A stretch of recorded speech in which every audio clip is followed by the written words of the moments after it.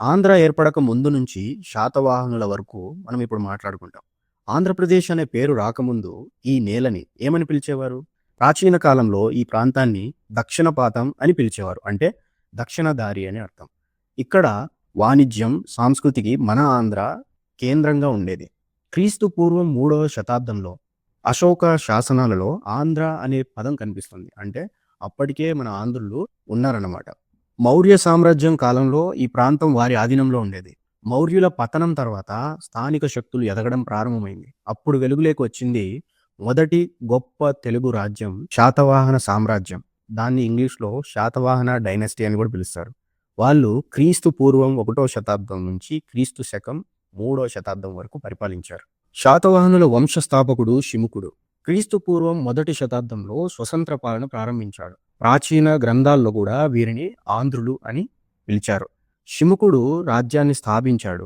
మొదటి శాతకర్ణి అయితే రాజ్యాన్ని విస్తరణ ప్రారంభించాడు. గౌతమిపుత్ర శాతకర్ణి అత్యంత శక్తివంతమైన రాజుగా ఎదిగాడు. వశిష్ఠపుత్ర పూలమావి సామ్రాజ్యాన్ని విస్తరణ కొనసాగింపు చేశాడు. గౌతమిపుత్ర శాతకర్ణి కాలంలో శాతవాహనుల సామ్రాజ్యం అత్యున్నత స్థాయికి చేరుకుంది. అతను శకులను ఓడించి ఆంధ్ర గౌరవాన్ని పునరుద్ధరించాడు. మొదటి రాజధాని ప్రతిష్టానపురం, తర్వాత అమరావతి ప్రధాన సాంస్కృతిక కేంద్రంగా మారింది మనకి. వారి సామ్రాజ్యం విస్తరించిన ప్రాంతాలు ఆంధ్ర ప్రాంతం, మహారాష్ట్ర, తెలంగాణ, మధ్యప్రదేశ్ భాగాలుగా ఉండేది. లిపి భాష శాతవాహనులు బ్రాహ్మీ లిపిని ఉపయోగించారు. వారి శాసనాలు కూడా ప్రధానంగా ప్రాకృత భాషలో రాయబడ్డాయి. ఇదే కాలంలో భవిష్యత్తులో తెలుగు భాషాభివృద్ధికి కూడా పునాది కూడా పడడం జరిగింది.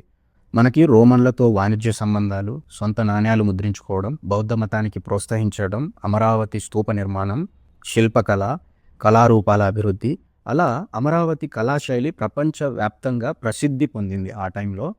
ఆ సమయంలో ఈ ప్రాంతాన్ని ఆంధ్రదేశం, దక్షిణ పథం అని శాతవాహనుల కాలంలో ఆంధ్ర అనే గుర్తింపు మరింత బలపడింది ఆ సమయంలోనే. తర్వాతి రాజుల కాలంలో అంతర్గత కలహాలు, బాహ్య దాడులు పెరిగిపోయి క్రీస్తు శకం 3వ శతాబ్దానికి శాతవాహనుల సామ్రాజ్యం చిన్న చిన్న రాజ్యాలుగా విడిపోవడం జరిగింది. ఇలా ముగిసింది ప్రాచీన ఆంధ్రుల తొలి మహా సామ్రాజ్యం. కానీ అంత ఈజీగా అంతం కాలేదు. ఇంకా కొత్త వంశాలు వచ్చాయి, కొత్త రాజులు వచ్చారు, కొత్త పేర్లు కూడా రావడం జరిగింది. ఆంధ్ర చరిత్ర మరో దశలోకి ప్రవేశించింది. పార్ట్ 2లో ఇక్ష్వాకు మరియు వెంగి దేశం గురించి తెలుసుకుందాం. అంతవరకు బాయ్, లవ్ యూ.